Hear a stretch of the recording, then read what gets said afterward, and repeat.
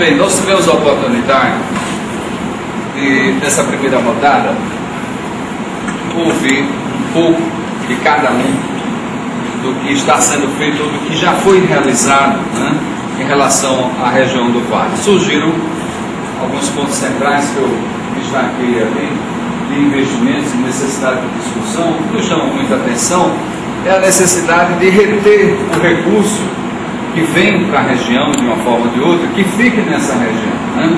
Que fique com o médio e o pequeno empresário que mora, que reside na região do Vale.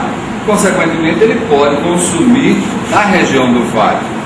Em 96, nós tivemos a oportunidade de estar aqui na região e um dos empresários que eu tive a oportunidade de conversar destacava a preocupação que os grandes investimentos do campo, eles não eram sediados aqui. E isso impedia que circulassem recursos na região. Todos os grandes empresários, eles tinham os investimentos locais, mas eles residiam fora daqui. Os seus centros, os seus principais executivos não ficavam aqui na região. E isso prejudica o desenvolvimento. Era o ano de 96, o shopping estava sendo recém-inaugurado, a instalação do ano da inauguração do shopping, o Shopping River, na oportunidade, e isso me chamou muita atenção. Quer dizer, 12 anos se passaram, esse perfil não mudou, pelo visto. Continuam grandes investimentos no campo. Mas eu acho assim, eu tenho oportunidade de conversar com médios produtores. Certo. Esse perfil mudou. Certo. Pelo menos na minha visão, tá? Eu não sei, o domingo do Sebrae pode talvez ter números para isso. Eu acabei de falar com um deles agora. Uma entrevista para amanhã, um assunto aí. É o seguinte, o otimista, aquele que pega a safra e inverte em bens pessoais, Certo. e depois, a consequência disso todo mundo sabe. Tem o pessimista, aquele que está sempre chorando, e tem os que perduram desde o início da uva até hoje. Já trocaram sua uva, estão na uva moderna, estão fazendo células de exportação, estão fugindo dos grandes exportadores, alguns deles. Eu conheci outro dia uma dupla de produtores que tem 6 hectares de uva. 6. Que exportam sozinhos. São 2 irmãos. Um deles vai para a Europa, a pré-safra, fica lá e cuida de tudo pronto agora. E rende, sobra mais do que através dos clubes ou das cooperativas. Certo. Bom, esse pessoal acaba percebendo que uva só dá dinheiro se você estiver em cima. E acaba se fixando aqui. Eu acho que a Aldísio não está aqui, mas a multiplicação de prédios em Petrolina é um luxo. Tem muitos apartamentos alugados, o produtor pode até não ser dele, mas ele está alugando para morar aqui. Então, essa ilusão de chegar de fora com dinheiro bom, plantar uva e se dar bem de longe, eu acho que está um pouquinho equivocada. Você deve estar percebendo alguma coisa parecida? Ou eu estou falando como é que o geógrafo vê esse perfil de cliente, de produtor? Sim, concordo com essa visão de Paulo. E assim, houve na verdade uma febre, vamos dizer assim, onde era um investimento maravilhoso, investir no segmento. Se tirava de aplicações para investir no segmento. Não era o perfil de alguém que investia e estava fora. Certo. Era um investidor, realmente. A gente falou de uma fazenda, uma roça, uma empresa. Isso está mudando, isso já mudou e continua mudando. Essa necessidade, a uva particularmente, e falando especificamente de uva, tem essa necessidade de estar ali, estar próximo.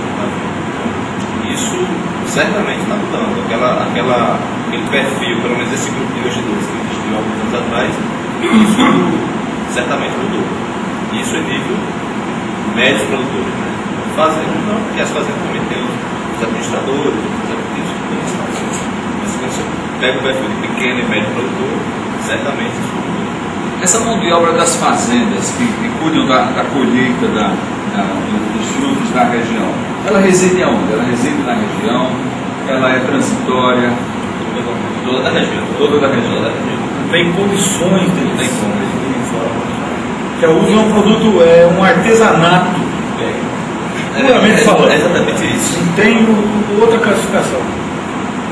Você não planta uva como você planta soja, toca tudo mecanizado, não existe isso. Certo. Requer um carinho diário mesmo.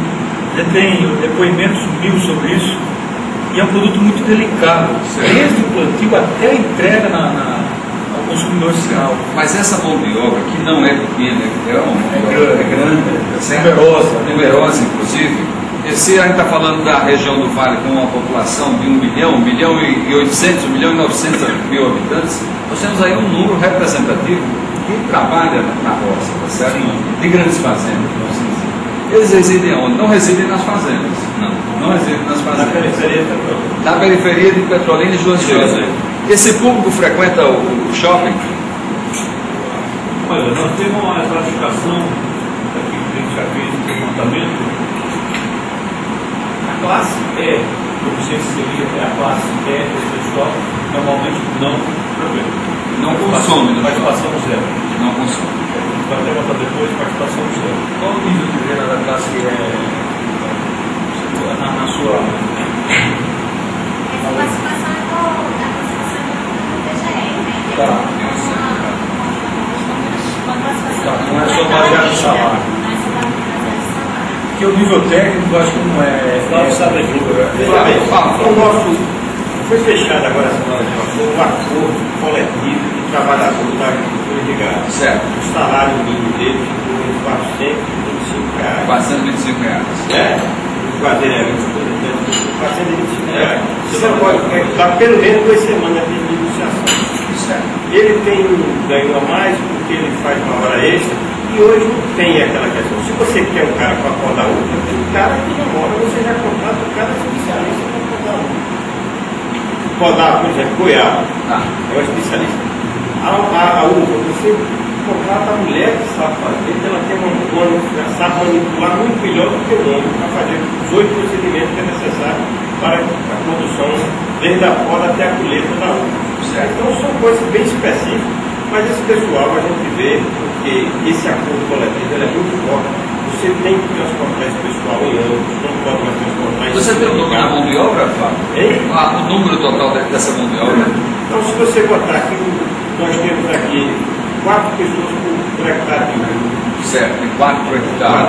São quantos hectares já? De uva na região, seguramente nós temos 14 mil hectares de uva implantados.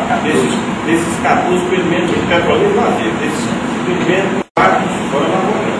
Esses 4 são de uva sem semente. E você leva em consideração que esse pessoal tem uma regra própria para ele. Ele tem que, na fazenda, ele tem que ter o banheiro masculino e feminino, ele tem que ter o vestiário masculino e feminino, ele tem exigência do EPI e ele tem a exigência do transporte. Quantos meses por ano? Quantos meses por ano? Quanto? Não, mas é um pique. Tem o ano todo uma quantidade limitada. E tem o sacrista. O sacrista é aquele que vai trabalhar. Que dobra. Maio e outubro, mais novo. Que dobra. Esses 4 são na dobrada ou não sobrou 4? Na dobrada. No máximo 4. Uma fazenda que tem 20 hectares de uva, ele tem que ter mantido permanente, pelo menos aí umas 60 pessoas devidamente. Passa a ser de 20 na sala. Passa a ser. A gente está fazendo uma pesquisa para a tecnologia dessa indústria no Instituto da América Latina, certo?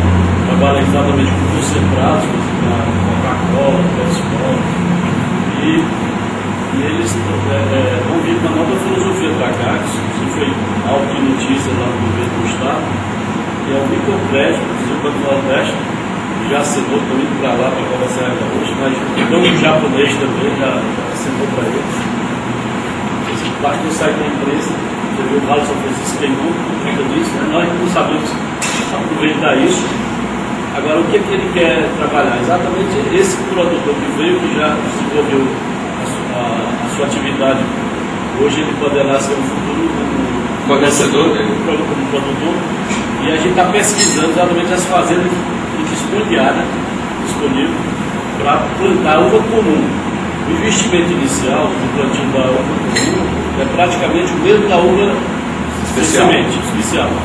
Só tem a diferença, que a produtividade é maior e não há a mão de obra permanente, os cuidados como requer. Então aí é que vai entrar o orçamento do banco para poder equilibrar esse negócio para ele. Eles estão apostando muito nisso. Isso eu acho que a gente vai melhorar se o poder aquisitivo da nossa região. Com certeza. Mas nesse sentido, se hoje a economia de Petrolina, de Juazeiro, do Vale em si, gira em torno de uma área total irrigada e plantada, em torno de quanto? 120 mil hectares. De polo. De polo, né? Agora, na hora que a gente está falando de capacidade de irrigação, você falou em 800 mil, né? Quando eu falo 800, é o vale como é o vale como todo, né? É de lá de Minas até aqui. Até Pereira. Aqui, só aqui, concentrado aqui. Aqui nós temos um potencial de 360 e temos, em plena operação, 120. 120. Seria 40 a irrigação pública, dentro do período irrigado, e 80 da iniciativa privada. O que é que falta para atingir os 300? Política de governo fazer os projetos de irrigação com todos projetados que tem estudos prontos e também estimular a iniciativa privada a se instalar. Essa discussão da Transnordestina, o que é que beneficia, o que é que prejudica ou não tem nada a ver? Queria ver no segundo momento, né? No após-colheita ou então no barateamento a chegada do consumo. Tá. Dos insumos. A questão também, viu? Aqui, não é só esse raciocínio, nós temos 120, podemos chegar a 360. O grande questionamento que se faz é o que plantar. Certo. Porque as duas principais frutas de exportação, a manga e a uva, já dão sinais. Saturação. A manga principalmente. Certo. A uva já tivemos problema nessa safra agora, do preço na Europa. Então, além da escassez de investimento público, né, praticamente não houve nesse primeiro vídeo produtor de 1 hectare a mais de irrigação, né? Investimentos novos de irrigação. Existe. Você não tem nenhuma previsão de novos investimentos? Não, tem a questão do portal. Ele está em implantação. Ok. Tem a questão do portal, que há uma discussão aqui política que, na minha opinião, é muito perigosa. Alguém já dizendo que é privatização, outros dizendo que não é. O portal você se refere a um novo projeto de irrigação, que são 8 hectares. 8 hectares. Quer dizer, que está na PPP. Esses novos hectares precisaria da costura dessa parceria privada e precisaria a gente matar essa charada do que plantar. E aí vem a questão do investimento em pesquisa, certo, em tecnologia. A gente não tem um modelo aqui ágil, efetivo de desenvolvimento de novos produtos. A Embrapa não contribui com isso? Tem 13 alternativas que ela apresentou sexta-feira passada para o curso Tecnológico. 13 alternativas. Quais seriam essas alternativas? Vai de azeitona a pera. Pera, maçã, cítricos, macaxi, oliveira, são, na verdade, são ensaios, né? Está com coisas definitivas colocadas. Eu não estou dizendo que está se trabalhando, estou dizendo que não há um modelo ágil que a área privada compre para investir. Aqui o único produto que veio através da pesquisa foi o licenciamento. Certo. E foi uma parceria pública-privada, vocês conhecem a história. E lá para cá não houve novas. Então há esse ato. Certo. Esse ato de investimento em tecnologia.